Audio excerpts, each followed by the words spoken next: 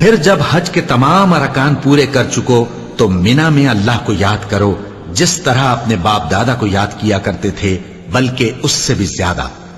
اور بعض لوگ ایسے ہیں جو اللہ سے التجا کرتے ہیں کہ اے پروردگار ہم کو جو دینا ہے دنیا ہی میں دے دے، اور ایسے لوگوں کا آخرت میں کچھ حصہ نہیں۔ اور بعض ایسے ہیں کہ دعا کرتے ہیں کہ پروردگار ہم کو دنیا میں بھی نعمت عطا فرما اور آخرت میں بھی نعمت بخشیو اور دوزخ کے عذاب سے محفوظ رکھیو۔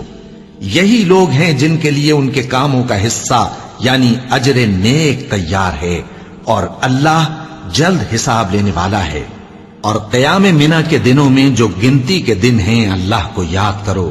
اگر کوئی جلدی کرے اور 2 ہی دن میں چل دے تو اس پر بھی کچھ گناہ نہیں، اور جو بات تک ٹھہرا رہے اس پر بھی کچھ گناہ نہیں۔ یہ باتیں اس شخص کے لیے ہیں جو اللہ سے ڈرے، اور تم لوگ